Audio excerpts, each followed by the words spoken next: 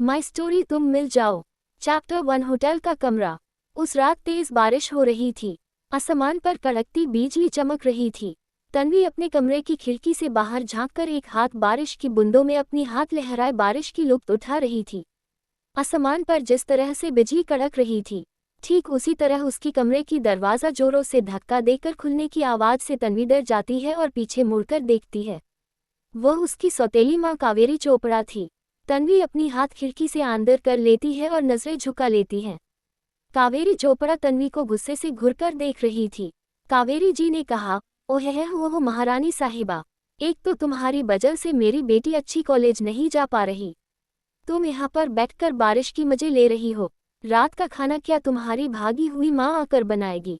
उतने में ही तन्वी की सौतेली बहन काव्या भी आकर जले पर नमक चिनते हुई बोली, और नहीं तो क्या माँ दी, अगर उस महंगे कॉलेज जाने से इनकार करती तो आज उस कॉलेज पर मैं जा रही होती। काव्या या 19 साल की थी, फिर भी वह अपनी उम्र के हिसाब से ज्यादा ही मैच्योर समझती थी खुद को। तन्वी काम करके पढ़ाई इतना नहीं कर पाती थी, फिर भी वो मुंबई यूनिवर्सिटी सबसे महंगी कॉलेज पर जाती थी। इस बात का राज बस तन्वी के पापा अंगद चोपड़ा जानते थे कि तन्वी इतनी महंगी कॉलेज कैसे जा पा रही है। काव्या ने कहा, मेरी सारी जरूरत दी की वजह से कभी पूरी नहीं हो पाती है। तन्वी ने डरी सहमी हुई बोली, वह मैं पापा अगर आ जाएंगे मैं उनसे बात करूंगी। काव्या फिर तुम उस कॉलेज पर चली जाना। तन्वी ने इतना कहा ही था कि दोनों माँ बेटी तूफान की तरह तन्वी पर बरस पड़े। कावेरी और काव्या के पास आज अच्छा मौका था तन्वी को घर से भगाने का, क्योंकि अंगद 2 हफ्ते से घर से किसी काम के सिलसिले में बाहर गए हुए थे। अंगद के सामने दोनों ही माँ बेटी अच्छी बनती थी, पर अंगद को ये बात पहले से ही पता था। कावेरी और काव्या ने मिलकर तन्वी को खूब मारा और घर से भाग जाने के लिए मजबूर किया। तेज बारिश में सुनसान सड़क पर रात के समय तन्वी रोते हुए अपनी किस्मत को कोसकर चल रही थी। तभी अचानक से एक BMW का आकर रुका, जिसे देख तन्वी और डर जाती है। तभी उसका का गेट खुला। उसका के अंदर से एक आवाज आई, तन्वी तुम इतनी रात को अकेली कहाँ जा रही हो? तन्वी ने जब आवाज सुनी तो वह हैरान रह गई। कोई और नहीं, उसके कॉलेज का सीनियर आदित्य कपूर था, जो आए दिन तन्वी को प्रपोज करता रहता था। आदित्य ने कहा, बारिश बहुत जोरों की है, कार में बैठ जाओ, मैं अपने फ्रेंड के बर्थडे पार्टी पर जा रहा हूँ। तन्वी को सुनसान सड़क पर अकेले चलना डर सता रही थी और आदित्य तो कॉलेज का ही है सोचकर वो बिना कुछ सोचे कार में बैठ गई। कुछ ही देर में का एक 5 स्टार होटल के आगे जाकर रुका। आदित्य उसे लेकर उस कमरे में लेकर गया जहां कई लड़के और लड़कियां पार्टी करके नशे धुत थे। तन्वी बारिश में भीगने के कारण उसके कपड़े गिले होने से उसकी खूबसूरत शरीर की बॉडी से काफी आकर्षक लग रही थी। उस रूम के सभी लड़के तन्वी को हताश होकर बुरे नजर से देख रहे थे। लड़के उसे इस तरह घूरकर देख रहे हैं ये देखकर तन्वी काफी अनकंफर्टेबल महसूस कर रही थी। आदित्य ने ड्रिंक्स में नशे की गोली मिलाकर तन्वी को देते हुए कहा, तन्वी कुछ पी लो। तन्वी ने इनकार करते हुए कहा, नहीं मैं ठीक हूँ और मैं ड्रिंक्स नहीं करती।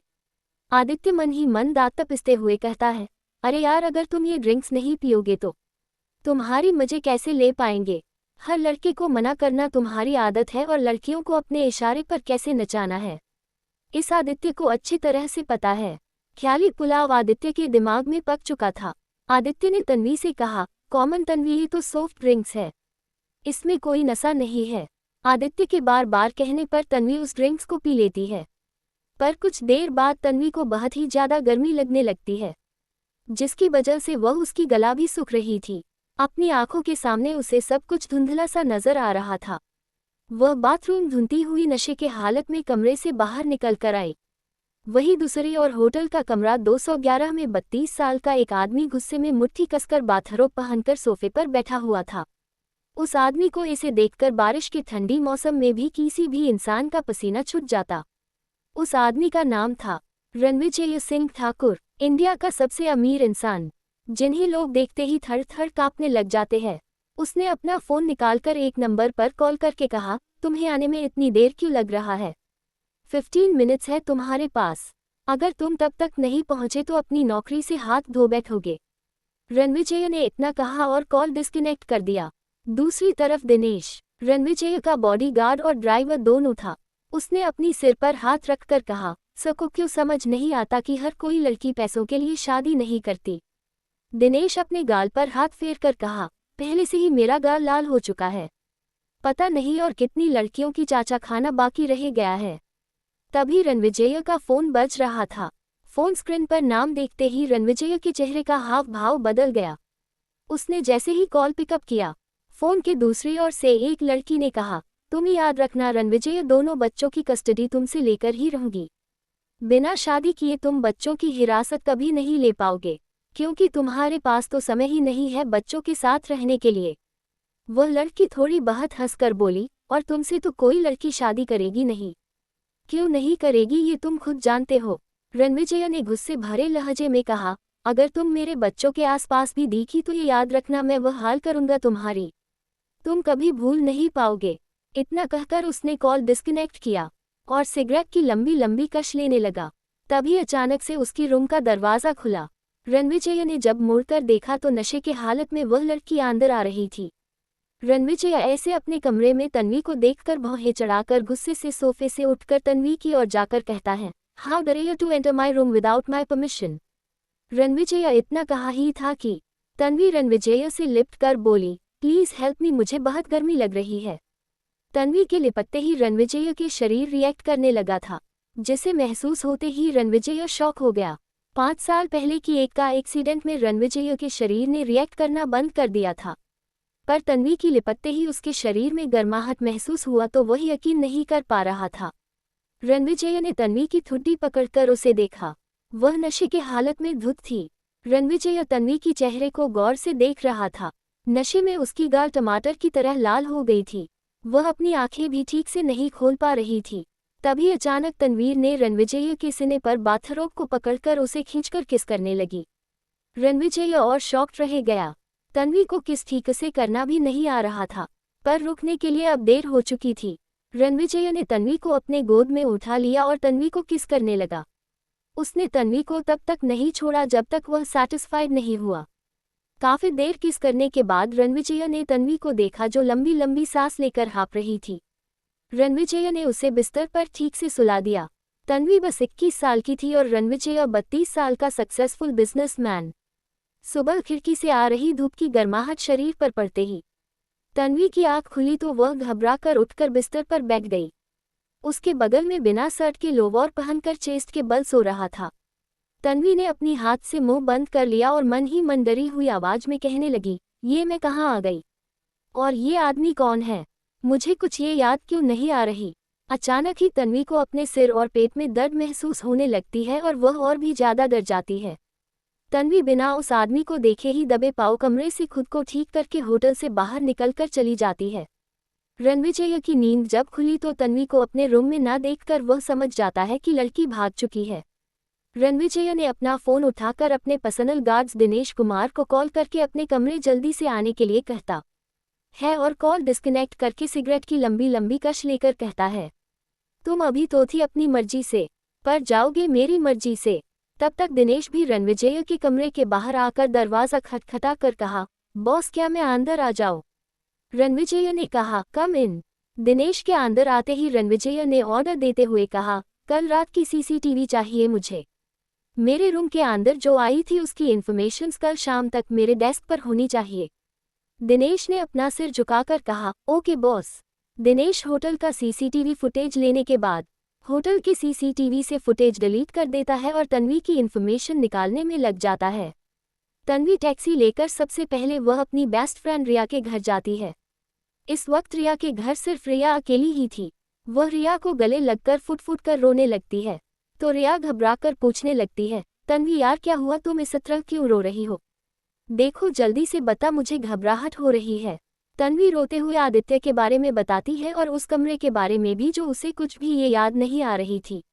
रिया तन्वी को शांत कराते हुए बोली, तुम चुप हो जाओ, जब तुम्हें सब ये याद आ जाएगी हम कुछ सोचेंगे इस बारे में।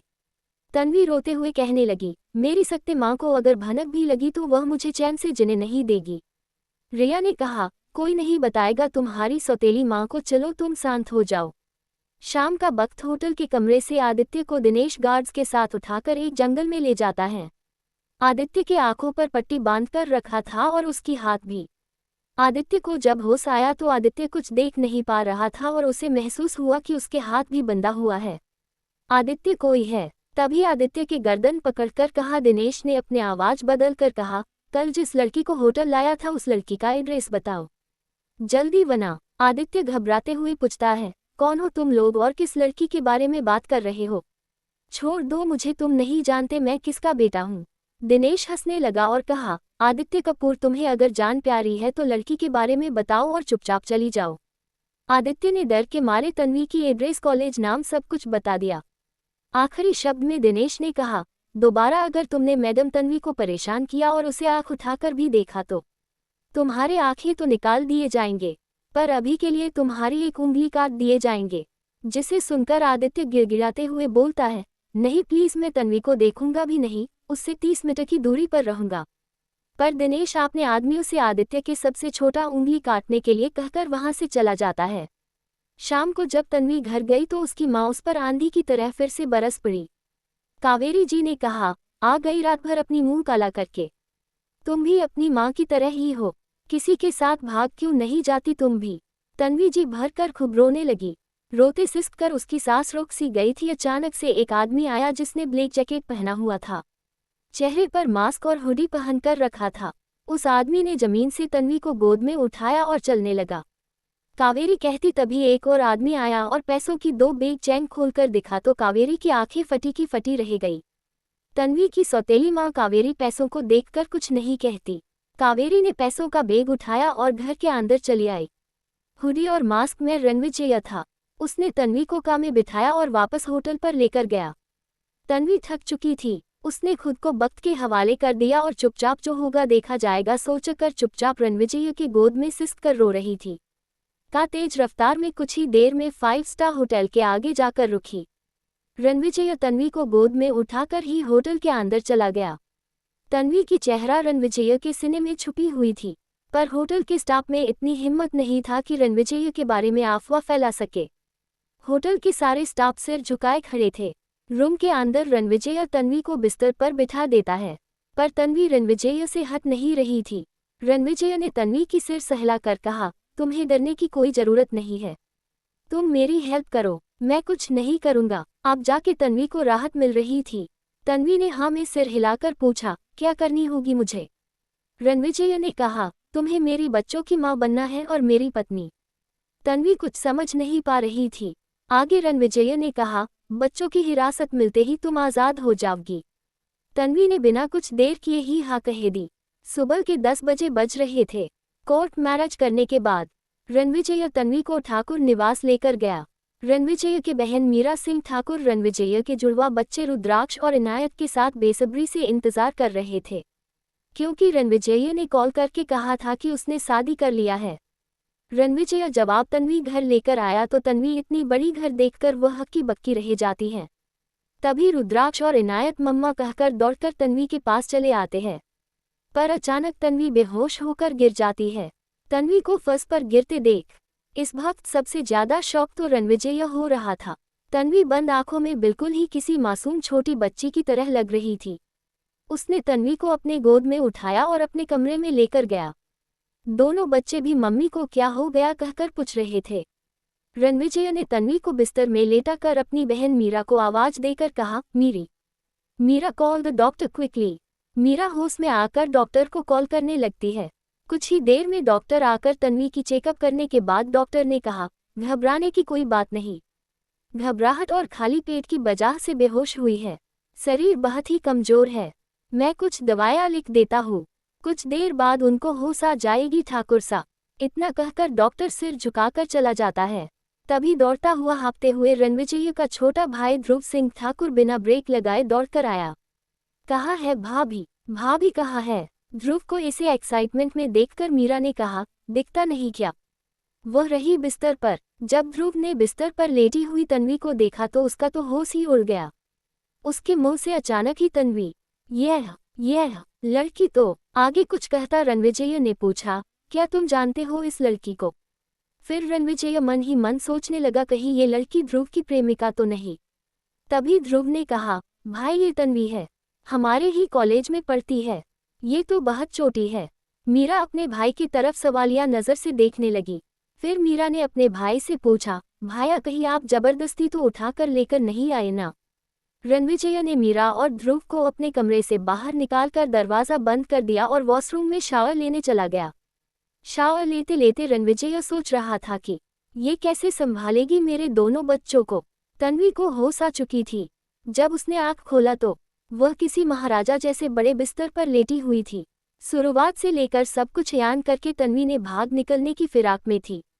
तभी वॉशरूम का दरवाज़ा खोलकर रणविजय आया। तन्वी को कमरे से जाते देख अपनी सख्त आवाज में रणविजय ने कहा, भागने की कशिश बेकार है। अगर तुम इस कमरे से भाग भी गई तो तुमने सोचा है बाहर क्या होगा? मैंने कहा था ना, कुछ महीने मेरी मदद करो फिर तुम आज़ाद हो जाओगे। तन्वी की बढ़ते दबे पाँव रुक चुकी थी। उसने डरी हुई पीछे मुड़कर देखा। तन्वी की नजरें झुकी हुई थी। उसे बस बड़े बड़े रणविजय के पैर नजर आ रहे थे। तन्वी मन ही मन कहने लगी, क्या ये इंसान हॉल्क या फिर राक्षस हैं? कितने बड़े पैर हैं इसके। तन्वी ने रणविजय का चेहरा अब तक ठीक से नहीं देखी थी। रणविजय को तन्वी का इस तरह नीचे सिर झुकाए उसकी पैर को भुना काफी अजीब लग रहा था। रणविजय ने कहा, क्या तुम्हें मर्दों के पैर पसंद हैं? तन्वी अपनी होंठ चबाते हुए नजरें उठाकर रणविजय को जैसे ही देखती है उसकी मुंह से चौंकते हुए आवाज आई, आप तो। तन्वी अपनी आंखें मसलने लगी। रणविजय इस वक्त शावर के बाद शर्टलेस था। बस नीचे उसने टॉवेल लपेटकर तन्वी के सामने खड़ा था। तन्वी बड़बड़ाकर बोली, नहीं ये सपना है। मैं भी ना पागल हूँ। खड़ूस बिजनेसमैन मेरे आंखों के सामने कैसे हो सकता है? तभी रणविजय ने कहा, इत्तेफाक से ये कोई सपना नहीं है, ये हकीकत है, और यह खड़ूस बिजनेसमैन तुम्हारा हस्बैंड है। तन्वी दोनों हाथ से अपनी गाल को थपथपाने लगी। तभी वहां पर ध्रुव अपने भतीजा रुद्राक्ष और भतीजी इनायत को लेकर अंदर आया। अब चौंकने की बारी तन्वी की थी। दोनों बच्चों की मम्मी पुकारने से तन्वी पीछे मुड़कर देखती है। जैसे ही वह मुड़कर देखने लगी, तन्वी ध्रुव को देखकर चौंक जाती है, पर ध्रुव तन्वी को देखकर अपनी आईब्रो उचका देता है। फिर ध्रुव ने हंसते हुए तन्वी को चिढ़ाकर कहा, वैसे भाभी जी मुझे नहीं पता था कि आपको अपने से बड़ा आदमी पसंद है। तन्वी अपनी उंगली दिखाकर कहती है, ध्रुव तुम एक आगे कुछ कहे पाती की। रणविजय ने तन्वी और ध्रुव को डांट लगाकर कहा, हे तुम दोनों बाहर जाकर लड़ाई करो, मेरे बच्चों के सामने अगर कुछ उल्टा सीधा बकवास की तो तुम दोनों को ही पनिशमेंट मिलेगा। ध्रुव और तन्वी की वापस में कभी नहीं बनती थी। दोनों ही एक ही क्लास में थे। रणविजय ने ध्रुव को बाहर जाने के लिए कहा। ध्रुव तन्वी को देखकर मुस्कुराते हुए चिढ़ाकर बाहर चला गया। रणविजय ने कवच से कपड़े निकाले और रुद्राक्ष और इनायत से कहा, मासा को हेलो करो बच्चों। ये सुन तो तन्वी की पूरी शरीर में रंगटे खड़ी हो गई। दोनों बच्चे हद से ज्यादा ही क्यूट थे। रुद्राक्ष और इनायत ने कहा, हेलो मम्मा। तन्वी को कुछ समझ नहीं आ रही थी कि वह क्या करे। तन्वी ने जबरदस्ती मुस्कुराने कोशिश करते हुए बोली, हेलो बच्चों, आप दोनों से मिलकर मुझे खुशी हुई। तभी दोनों बच्चों ने तन्वी की एक एक हाथ पकड़कर कहा, मम्मा आप वापस हॉस्टल नहीं जाओगी ना हम दोनों को छोड़कर? तन्वी रणविजय की तरफ देखने लगी। रणविजय ने इशारा करते हुए ना कहने को कहा। तन्वी ने रुद्राक्ष और इनायत से कहा, आप दोनों को छोड़कर मैं अब कहीं नहीं जाऊंगी। कुछ दिन बीत गए थे। धीरे धीरे तन्वी बच्चों के साथ घुल मिल रही थी। रात के समय बच्चों को उनके कमरे में सुलाने के बाद तन्वी किचन में पानी पीने के लिए आई थी। वहां पर ध्रुव पहले से ही बैठकर कुछ खा रहा था। ध्रुव तन्वी को किचन में देखकर कहा, भाभी जी कुछ चाहिए आपको? पर तन्वी को लगा कि ध्रुव उसे चिढ़ा रहा है। तन्वी ने पनी की बटल ली और जाते हुए कहा, देखो ध्रुव तुम मुझे चिढ़ाना बंद करो प्लीज। ध्रुव ने तन्वी को रोकते हुए कहा, तन्वी मैं तुम्हें चिढ़ा नहीं रहा था, मीरा और मुझे तुम्हारे साथ बातें करनी है। तन्वी कुछ सोचते हुए बात करने के लिए मान जाती है। ध्रुव तन्वी को लेकर मीरा के रूम में गई। मीरा उदास होकर रणविजय की तस्वीर देख रही थी। ध्रुव ने मीरा की रूम का दरवाज़ा खटखटाकर कहा, दी क्या मैं अंदर आ जाऊं? मीरा तस्वीर को टेबल पर रखकर नम आंखों को पोंछकर बोली, हाँ अंदर आ जाओ।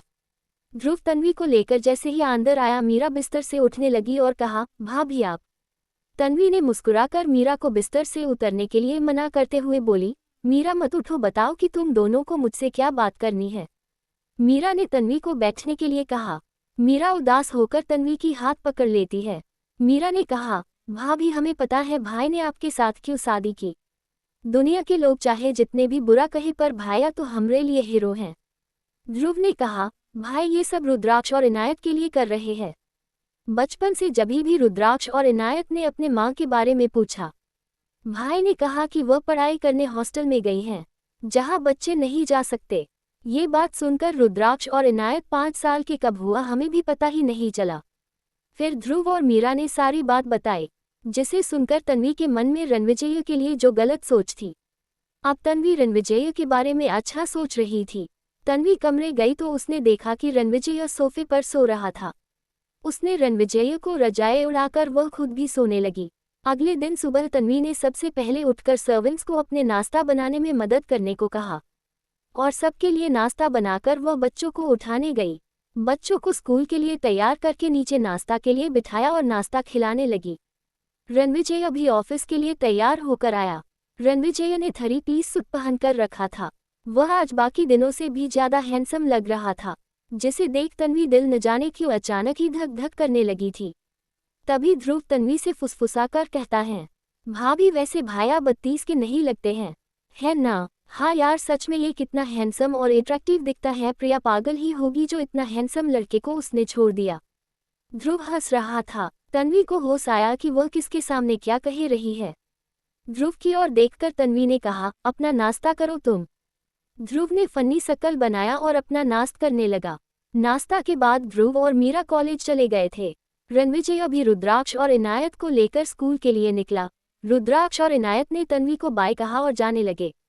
तभी तन्वी ने दोनों बच्चों को रोककर कहा, बच्चों रुक जाओ, आज कुछ नया करते हैं। तन्वी बच्चों के सामने जाकर घुटनों के बल बैठकर कहा, आप दोनों को पता है मेरे पापा मुझे स्कूल कैसे छोड़कर आते थे? रुद्राक्ष और इनायत ने अपना सिर नहीं कहकर हिलाया। तन्वी ने रुद्राक्ष के गोल गोल क्यूट सा चेहरा अपनी हाथों में भरकर अपनी नोक रुद्राक्ष के नोक में रब करते हुए बोली, मेरे प्यारे बेटा रुद्राक्ष, आज स्कूल का दिन आपके लिए अच्छा हो। तन्वी ने इनायत की भी नोक रब करते हुए कहा, बेटी इनायत, आज का दिन आज स्कूल में सबसे अच्छा दिन हो।